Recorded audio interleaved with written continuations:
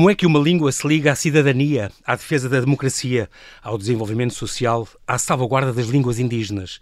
Que projetos são estes, por exemplo, das escolas de fronteira? Como é que se protege o português no Oriente, da Índia ao Japão? E como é que se protege o português na era da inteligência artificial? Ana Paula Laborinho, professora universitária doutorada em estudos literários, foi diretora do Instituto Cultural de Macau, onde viveu 14 anos, foi 7 anos presidente do Instituto Português do Oriente e 8 do Instituto Camões. É a primeira diretora nacional do OEI, Organização de Estados Ibero-Americanos para a Educação, a Ciência e a Cultura, entidade que congrega 23 países e celebra o 75º aniversário já este mês de outubro. Na OEI, Ana Paula é diretora do multilinguismo e promoção das línguas portuguesa e espanhola no mundo. Hoje é a nossa convidada extra e vai-nos falar dos seus projetos e da segunda noite da literatura ibero-americana a decorrer em Lisboa, já esta quinta-feira.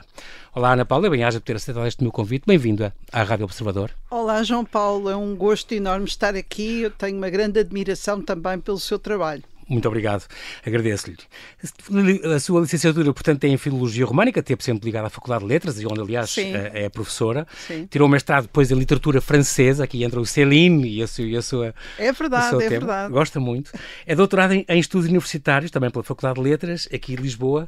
E a sua tese tem a ver com estudos literários. É muito engraçado porque estudos sobre os descobrimentos portugueses, foi a sua tese, a narrativa de viagens, a literatura portuguesa quinhentista, Fernão Mendes Pinto. Nós temos, de facto, grandes obras deste tempo. É um autor que precisa ainda de ser recuperado.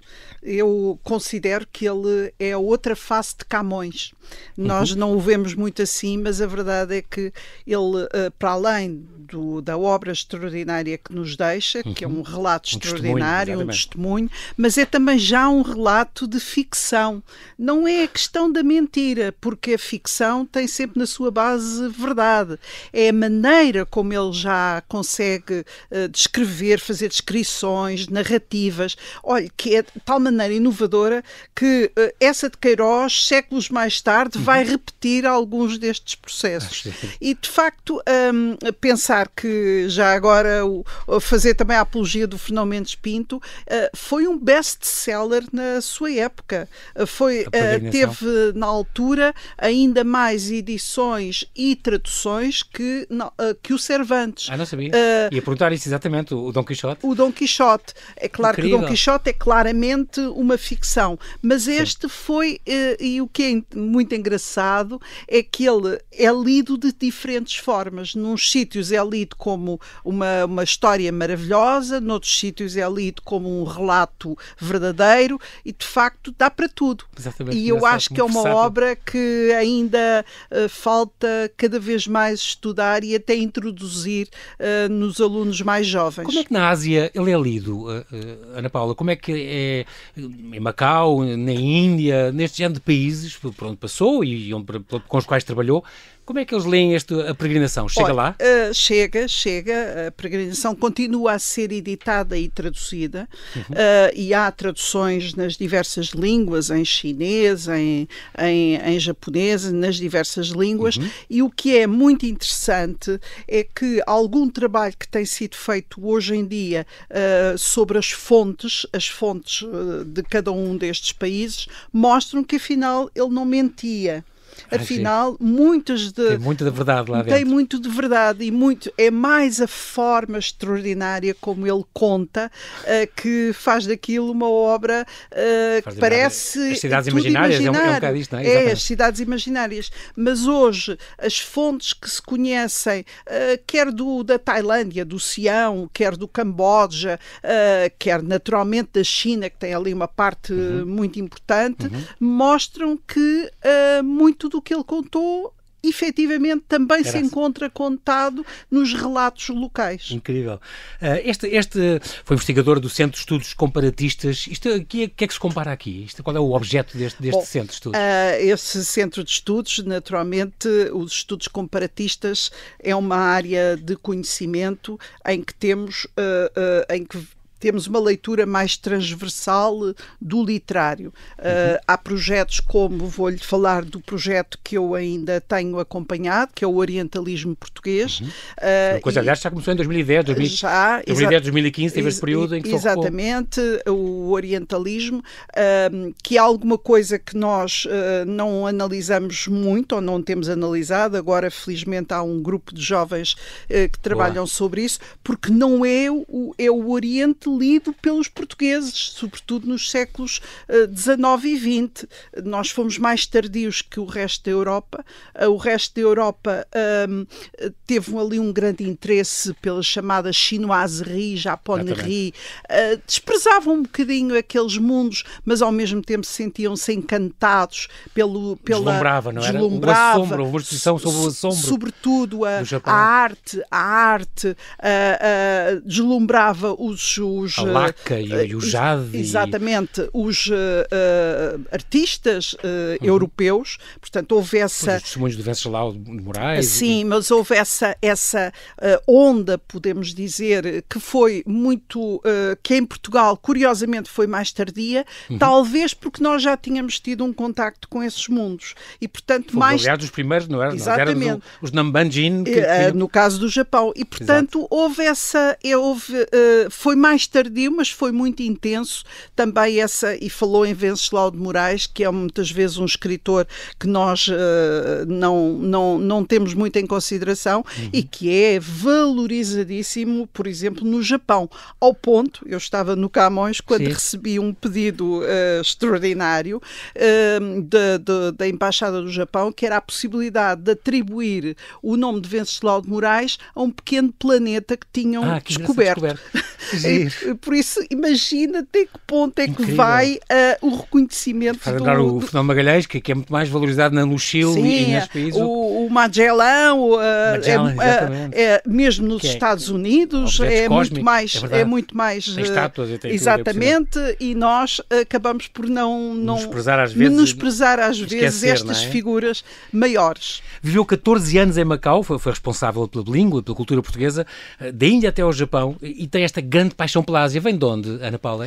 Olha, como muitas vezes nos acontece, veio por acaso, porque na altura fui por razões familiares, fui para Macau e devo dizer que logo naquele primeiro mês, em que eu ainda nem sequer estava a trabalhar e andava pelas ruas, sabe, aqueles encontros em que nós sentimos que este é o meu lugar. Sim. E foi isso que se passou. Identifiquei. Sentiu essa empatia? Senti. E depois foi um tempo incrível, porque foi aquele final da presença portuguesa e com muitos desafios, em que tudo tinha que ser para ontem, não podíamos deixar nada para depois da transferência. Havia um deadline, não é? Havia um deadline.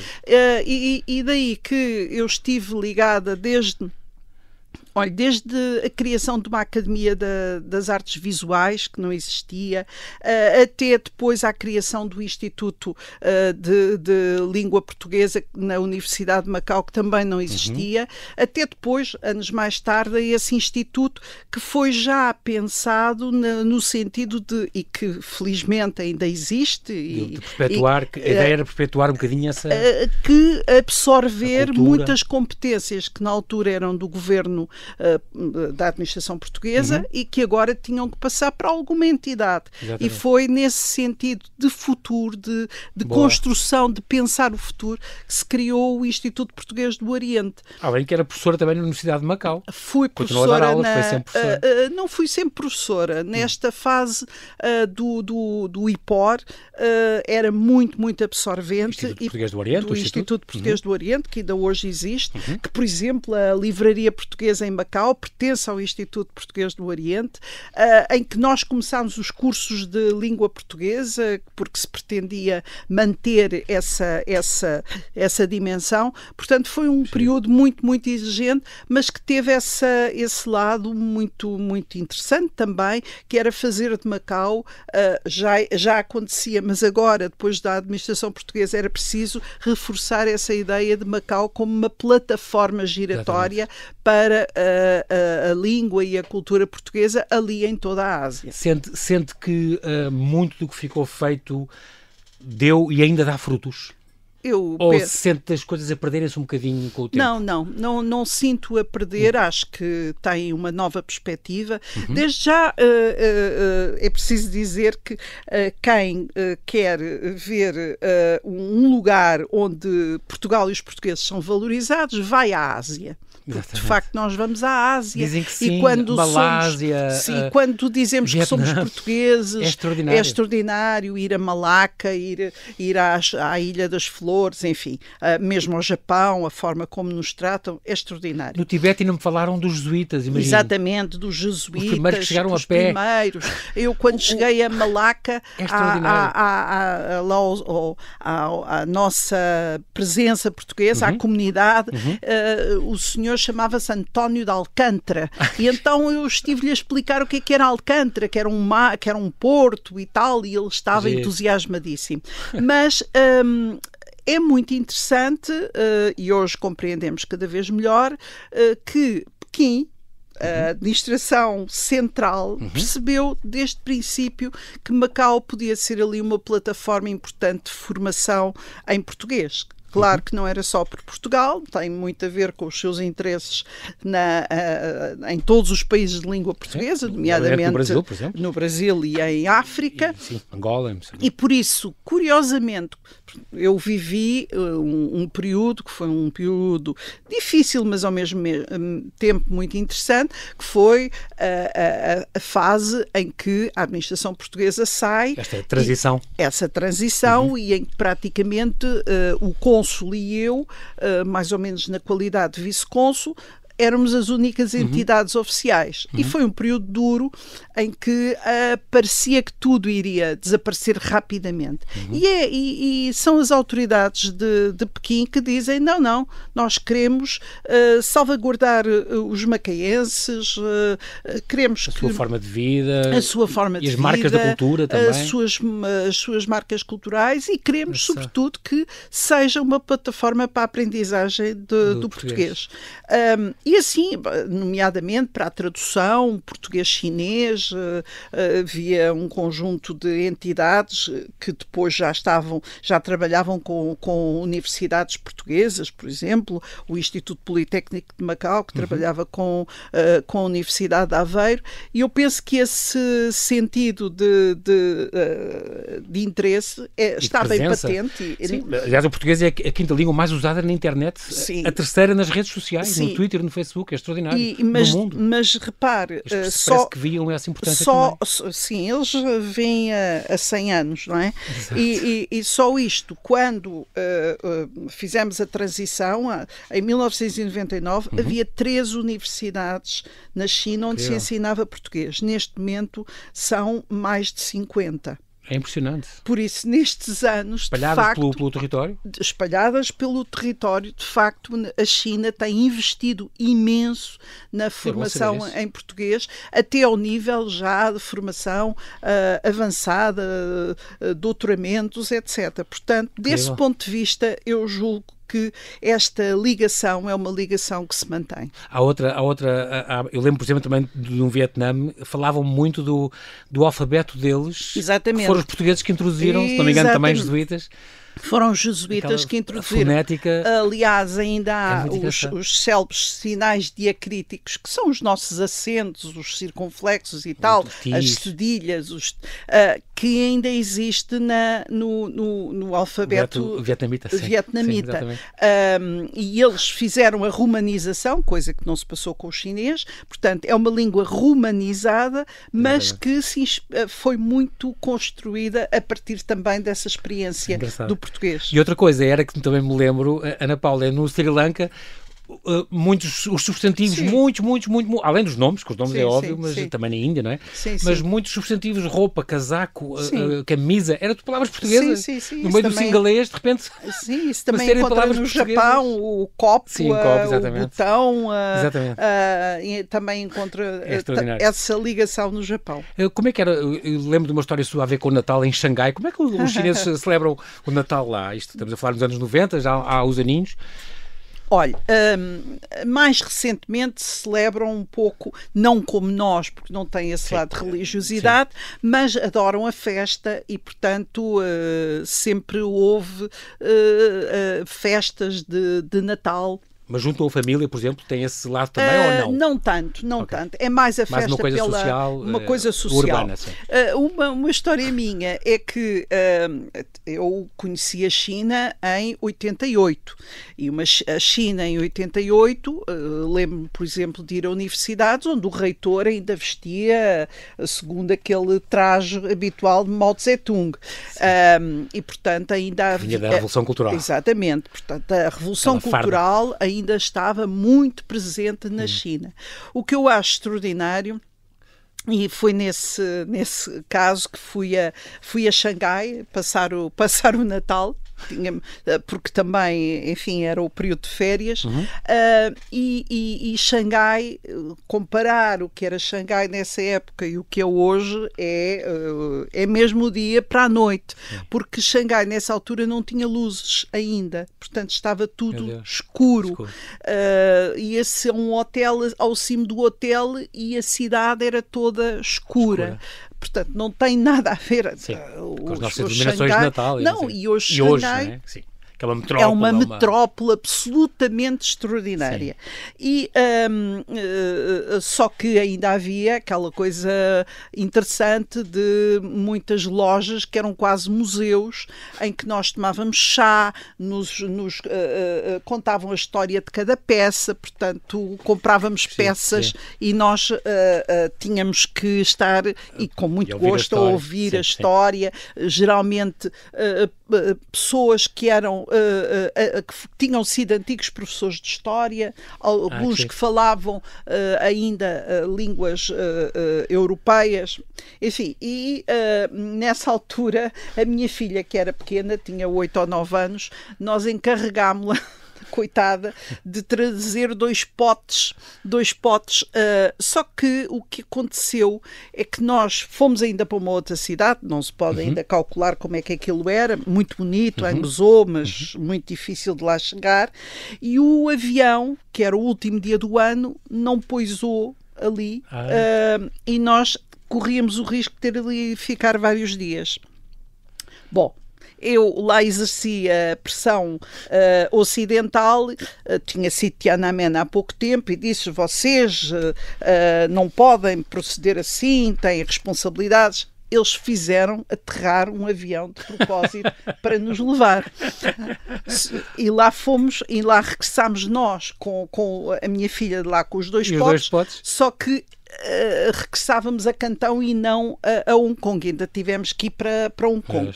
Com isto tudo, perdemos os barcos para a ligação para Macau, e não tínhamos dinheiro, que é uma coisa que eu nunca mais voltei a fazer, não tínhamos dinheiro para comprar para o barco. De modo que o meu marido foi até Macau buscar o dinheiro. Exatamente. Só havia dinheiro para um. Voltou para pagar a toda. Entretanto, também tiveram pena de nós, porque a minha filha lá continuava com os dois potes, e lá nos deixaram ir, e passámos o fim de ano, o meu marido a ir para um lado e nós a irmos para o outro com os dois potes. Quando chegámos a casa, eu não tinha chaves, portanto tivemos mesmo que ficar ali à espera, e aí, coitadinha da minha filha, chorou, mas dizia: mas os potes estão inteiros. Era o que mais me preocupava.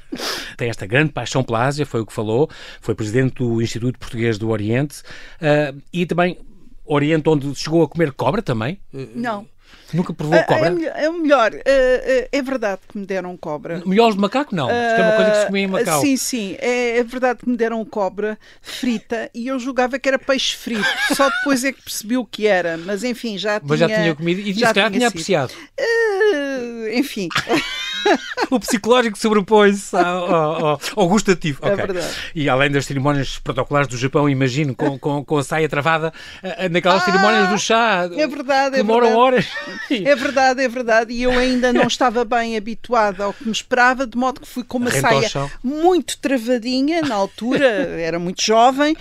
e quase que nem consegui comer porque estava cheia de medo que a saia se rebentasse, visto que eu tinha que estar sentada no chão. Muito bem. Foi presidente do Instituto Camões, estamos a falar desde 2010 até 2017. Interessante, o Instituto Camões mudou do nome para Camões Instituto da Cooperação e da Língua, mas de facto faz esta promoção da língua portuguesa em 50 países, envolve 360 instituições de ensino superior, hoje em dia já mais. Com centenas de docentes e 90 mil, tinha aqui este número, 90 mil estudantes devem ainda ter mais. A gerir esta rede de ensino de português no estrangeiro. E de facto o português tem esta grande importância. Falamos agora da OEI, Organização dos Estados Ibero-Americanos para a Educação, a Ciência e a Cultura. Isto aconteceu já e foi criado e fundado já depois da Segunda Guerra. Este lema é: fazemos a cooperação acontecer, que é muito importante. Esta inclui 23 Estados-membros, não é? E 19 escritórios nacionais, a sede é aqui em Madrid. Não é uma organização política, mas trabalham com os governos e com outras instituições. Tem esta missão de redução do analfabetismo, contribuiu muito para isso, empoderar os falantes das línguas, tem este grande impacto. Tem projetos como a digitalização da educação, este projeto muito curioso de procurar que a linguagem da administração pública seja mais clara, mais próxima dos cidadãos. Isso é uma coisa muito bonita também. E, no fundo, também, cá está, é uma forma de construção da democracia. É muito importante. Os tribunais falarem claro para as pessoas. Como em Espanha, por exemplo, isto não estamos a falar em um país estranho. E em Portugal também já se começa. É muito importante. Nós fomos um dos últimos a aderir, nós começámos em 2017, aderimos. Não, 2018... nós aderimos em 2002, também, é verdade, fomos dos últimos, mas só abrimos o escritório em 2017. Para começar a funcionar depois no ano seguinte. E eu queria dizer que tem sido uma aprendizagem extraordinária trabalhar numa organização internacional desta forma, e tenho um orgulho muito grande no trabalho que desenvolve e na forma como o procura desenvolver, muito sempre em função dos nossos beneficiários, em função das pessoas e das suas necessidades. A verdade é que acaba por ser uma organização política porque é intergovernamental. Os representantes dos países são o Conselho Diretivo que aprova os programas de atividades. O meu secretário-geral, Mariano Raboneiro, acaba de falar na Assembleia Geral das Nações Unidas, porque nós já somos também observadores da Assembleia Geral. E ele tem sempre muito esta preocupação da educação como o grande motor do desenvolvimento, da redução da pobreza e de facto, sendo uma região muito diversa, aquilo que tem sido muito interessante, eu tinha o que foi estabelecido entre a OEI e o governo português foram 3 grandes prioridades. A primeira era mais cooperação no espaço ibero-americano, onde nós temos 2 importantes parceiros, o Brasil e Espanha. Portugal, aliás, tem esta característica extraordinária da ligação entre a África e a América Latina, não é? Ora bem, nós somos uma plataforma de luxo. Nós somos uma plataforma de luxo que também era o segundo objetivo, era que nós fizéssemos, a partir de Lisboa, a triangulação com a CPLP, e a verdade é que fomos a primeira organização internacional a ser observador associado da CPLP, e trabalhamos de uma forma muito, muito próxima com eles. Eles são nossos parceiros em muitas iniciativas, também aqui nesta noite da literatura ibero-americana. E o terceiro objetivo tinha a ver com a língua portuguesa, porque era uma organização, eu devo dizer que há 7 anos, quando entrei, vai fazer 7 anos, a organização era inteiramente de língua espanhola. Tudo em espanhol, sim. E hoje em dia, e é preciso agora também é bilingue, referir... conta com o português também. É preciso referir, muito por iniciativa do secretário-geral, nós hoje somos uma organização bilingue, de referência. Praticamente todos os nossos documentos estão nas 2 línguas e temos esta característica que foi criada a Direção-Geral de Multilinguismo e de Promoção do Português e do Espanhol, e essa é a única Direção-Geral que não está em Madrid, está em Lisboa, de modo que eu ocupo os 2 lugares de diretora em Portugal e também diretora-geral. Houve esta terceira Conferência Internacional das Línguas Portuguesa e Espanhola, no Paraguai, onde já se incluiu, aliás, 3 línguas, com o Guarani também. É muito curioso. E já agora aproveito para anunciar, porque eu cheguei há 15 dias de Cabo Verde, quando fizemos essa conferência no Paraguai, em 3 línguas, havia uma presença, nomeadamente do reitor da Universidade de Cabo Verde, também de um grande artista, o Mário Lúcio, também estava a CPLP. Foi nosso convidado aqui, muito bom. Estava a CPLP. Foi Ministro da Cultura, aliás, e foi Ministro da Cultura, grande autor também. Um grande escritor, Exatamente. um grande músico, e lançou-se a possibilidade de realizar a próxima conferência. 2025 já vai ser em Cabo Verde. Vai ser em Cabo Verde. Porque Cabo Verde pertence a um espaço que é a Macaronésia, onde estão as Canárias, onde está a Madeira, os Açores, e, portanto, é também ali uma plataforma importante de línguas.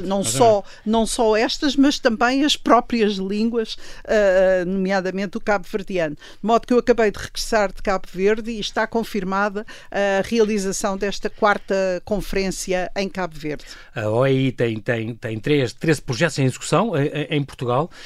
O próprio governo português definiu terá sido o governo português que definiu esta prioridade para a OEI, a questão da educação para a cidadania, a importância de... Sim. Porque, de facto, eu li uma coisa sua a dizer que há um grande descontentamento com as democracias por parte dos jovens. É verdade, isso é uma preocupação. É verdade. E devia ser, claro. Devia ser. E nós temos... Vemos que está muito em risco hoje em dia, não é? Nos últimos anos, infelizmente, temos visto que a democracia não está nada garantida.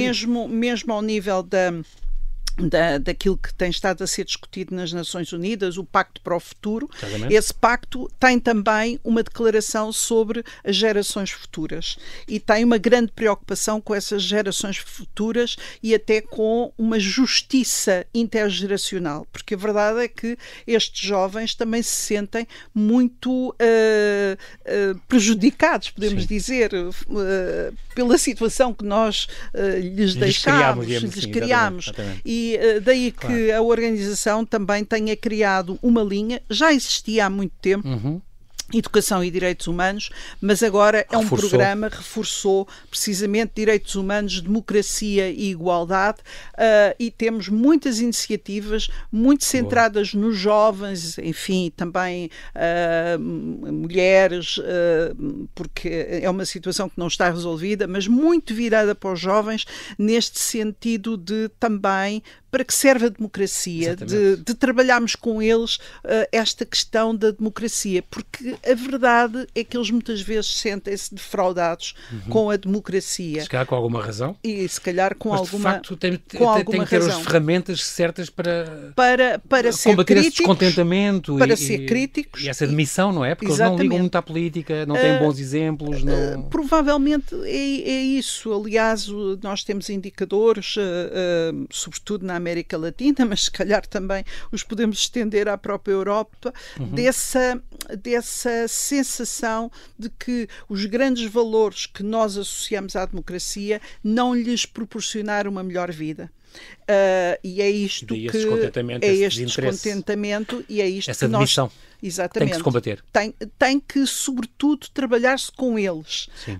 Esse é voz ativa também, não é? Eles têm que ter, os governos têm que ter uma especial atenção a incorporar a voz dos jovens nas decisões, porque a verdade é que nós estamos a tomar decisões que vão ter impacto neles, já não vão ter impacto provavelmente em nós. De modo que esta participação ativa dos jovens e como disse nas Nações Unidas agora, na Cimeira do Futuro, o Pacto do Futuro inclui também uma declaração que tem a ver com os jovens, que deve ser a nossa principal preocupação neste momento. Os nossos aliados também, não é? São os nossos aliados, mas também são aqueles que vão construir, afinal, esse futuro. Com todas estas questões de refugiados e de imigrantes, Ana Paula, as nossas creches, as nossas escolas estão cada vez mais multiculturais, multilingues. Isso traz algumas dificuldades, mas traz, sobretudo, grandes vantagens. Mudou, de facto, o paradigma. Sim, mudou. Claro que isso também implica... São desafios até do ponto de vista didático, pedagógico. Tem que se formar também para essas situações que não são fáceis. Eu tenho ouvido que o Governo está muito atento a esse aspecto projeto e que vai criar inclusivamente uma espécie de tutores que vão ajudar também a integração. Esse é as mobilidades, ou se quiser as migrações, o que quiser, vai ser um traço comum do mundo, no mundo. Exatamente. Nós deixamos cada vez mais, de uma forma ou de outra, vamos ter mobilidades.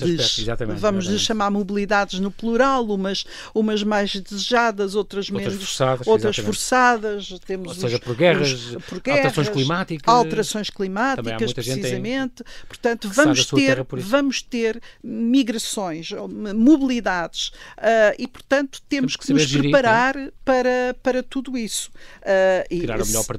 Tirar o melhor partido, e eu penso que a língua portuguesa é a língua mais falada no hemisfério sul, claro que tem a ver com o Brasil, mas é uma grande responsabilidade, porque as línguas, e permite-me dizer-lhe isto, as línguas são poder.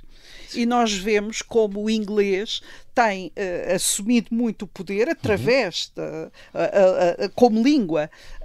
É preciso também que outras línguas, nomeadamente aquilo que hoje chamam as línguas globais, como o português, como o espanhol, é preciso também que se afirmem, porque isso é uma forma de empoderar os seus falantes. Portanto, temos aqui uma grande oportunidade, mas uma grande responsabilidade de valorizar as línguas e promover também a cooperação entre línguas. Não é elas desaparecerem, cada língua tem o seu espaço, mas, por exemplo, duas línguas como o português e o espanhol podem cooperar, olhe, neste domínio da inteligência artificial, em que não vamos conseguir sozinhos superar os desafios e que se calhar precisamos aqui de cooperar entre línguas próximas. Muito importante também, e falou nisso, esta questão da inteligência artificial, para há mesmo, aliás, encontros para que não se perca nem o português nem o castelhano, não fiquem perdidos nestas traduções automáticas e nestas no futuro?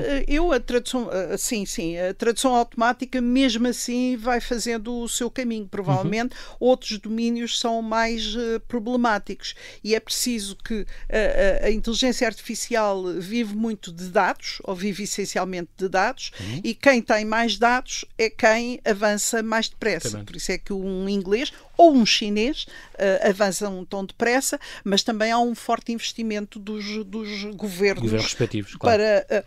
Agora, há línguas mais pequenas, sei lá, o croata ou o estónio, que também estão a investir. Portanto, não é apenas uma questão de dimensão de línguas, é uma questão de vontade política, e eu estou certa que vamos fazer este caminho, porque ele é essencial no futuro, sei lá, quando nós pensamos que ao nível da saúde, ao nível da educação, a inteligência artificial vai ter um papel relevante, e é preciso que seja um papel positivo. Como tudo, há os aspectos negativos, mas é preciso que seja positivo, não vamos escapar a esta onda, então as nossas línguas têm que estar presentes. É muito, muito curioso, este é um dos projetos da OEI, estas escolas interculturais e bilíngues de fronteira. Este era um projeto que existia, se não me engano, no Brasil, já há uns anos. Há 15 anos. Tinha havido, aliás, há quase 20, o Brasil e a Argentina, e depois o Uruguai juntou-se, a Venezuela e o Paraguai. Muito bonito esta questão dos professores atravessavam as fronteiras e durante uma semana trocavam de escolas. E cá também aconteceu isso, e está a acontecer entre Portugal e Espanha, sobretudo não aqui. É igual. O modelo não é exatamente igual, mas entre a Andaluzia, a Extremadura, a Castilha e León e a Galiza... mas devo dizer que é dos projetos mais comoventes que eu tenho acompanhado. Claro que no caso do Brasil, com os países limítrofes, o que se passa é que são as chamadas fronteiras secas, em que as pessoas nem sabem bem se são de um país ou do outro. E o Brasil permite que os alunos possam, mesmo de outro país, possam vir frequentar as suas escolas. Portanto, isso era uma forma também dos professores irem de um lado ou do outro, e de conseguir melhorar até os indicadores escolares, até porque estão ali em comunicação. No caso de Portugal e do espaço, é a maior fronteira europeia, e nós vemos que há muitas relações ali de fronteira. Mesmo assim, ainda nos desconhecemos muito. E ter feito este projeto onde já temos neste momento mais entre escolas e agrupamentos escolares, já são mais de 50, em que, neste caso, dos dois lados da fronteira, desenvolvem o mesmo projeto e trabalham o mesmo projeto e conhecem-se uns aos outros. Para se conhecerem melhor, partilha de experiências. Trocam conhecimentos sobre a cultura e a língua. Mas também, nesta perspectiva, falámos há pouco das questões éticas e da democracia, nesta perspectiva do respeito pelo outro e do conhecimento do outro, que é muito interessante. E depois promovam estes encontros, como aconteceu em Xinto de Límia, na Galiza, por exemplo. De Límia. E as pessoas depois descobriram-se os rios, o carnaval, a flora, a fauna, as canções, os monumentos já foram de um lado e foram do outro. É verdade. E acabou por haver esta ligação muito grande que vai continuando agora a acontecer todos os anos. Este ano vamos retomar e queremos que sempre com mais força, com mais participação. É muito engraçado porque um dos projetos chamava-se Os Rios Não Têm Fronteiras e tinha a ver com o Guadiana e os peixes que andavam de um lado para o outro e que não reconheciam as fronteiras. Não tinham passaporte. Um outro tinha a ver com o carnaval e o facto de aí era mais observar como é que era de um lado e do outro, como é que se vivia dos dois lados. E a forma como professores, que são os principais agentes de tudo isto, como os professores e depois os alunos e os próprios pais se envolvem, é de facto muito bonito. Importante, é um bom sinal desta convivência. Nós temos agora um minuto, Ana Paula, para falar desta segunda noite da literatura ibero-americana, que vai acontecer já esta quinta-feira. O objetivo, no fundo, é levar a literatura contemporânea ibero-americana ao grande público de uma forma inovadora. Uma organização da OEI e também se não me engano, é co-organizado pela Fundação José Saramago. Pela Fundação José Saramago, Pronto, vai ter o tema são a liberdade, censura, exílios e línguas. Estamos ainda nos 50 anos do 25 de Abril. E, de facto, vai acontecer em vários sítios de Lisboa, desde o Cine do Capitólio até ao lobby do Hotel Tivoli, ao Instituto de Camões, Instituto de Cervantes, a Bucols, Fundação José Saramago. Tem 30 convidados de 8 países, o Rui Zinco, Afonso Cruz, Ana Paula Tavares, a Carmen Yanes, poetisa do Chile, workshops de mediação de leitura. Vai acabar com este concerto de Teresa Salgueiro no Capitólio. Tudo isto é gratuito. Tem as pessoas, quando muito inscrevem-se só por causa da lotação das salas. Daí, sobretudo mas, no Capitólio. Numa palavra, porque é que vai ser importante este encontro, esta segunda edição devo dizer que o modelo foi alguma coisa que eu experimentei quando estava no Camões, que é a Noite da Literatura Europeia. E viu-se como estes encontros em vários lugares mobilizam as pessoas. Ora, nós temos uma relação muito intensa no espaço ibero-americano. Em Portugal, lê-se muitos autores da América Latina e eles tiveram também uma influência muito grande na nossa literatura portuguesa. Portanto, há aqui muitas afinidades e há muitas comunidades que estão também em Lisboa e que são destes países. Portanto, é mais uma vez essa forma de encontro entre línguas, porque não vamos ter tradução e vai ser tudo nestas diferentes línguas do espaço ibero-americano e, ao mesmo tempo, um encontro que nos leva também a uma reflexão sobre o que é a cidadania e o que partilhamos. Muitas vezes também partilhamos a memória da censura e a memória da repressão. E como é que a literatura nos pode ajudar naquele caminho de que falámos também aos mais jovens a perceber que há esta história e é preciso que essa história não se repita. Muito bem. Ana Paula Laborinho, quero agradecer muito a sua disponibilidade em vir aqui à Rádio Observador. Fica aqui este convite a si que nos ouve. Já sabe, quinta-feira é a segunda noite de literatura ibero-americana. Procure saber todas as iniciativas que vão haver. São muitas, o programa está todo disponível na net e, especialmente, aqui não posso deixar de fazer aqui um destaque para este concerto, o Jangada de Pedras, chama-se assim, este concerto de Teresa Salgueiro, que vai interpretar temas inéditos, como poemas de José Saramago, Sebastião da Gama, António Gala ou António Machado, músicas originais, que vão ser do próximo disco dela. E mais não digo, já sabe então, a segunda noite então da literatura ibero-americana. Ana Paula, muito obrigado por estas novidades, por estes projetos, pelo seu empenho pela língua. De facto, o seu empenho pela língua traduz-se no empenho pela democracia e pela participação e pela riqueza que é esta língua, que é a nossa pátria e que, no fundo, nos junta, não nos isola, mas junta-nos aos outros e ao mundo inteiro. Bem-aja, muito obrigado, até à próxima. Muito obrigada, João Paulo.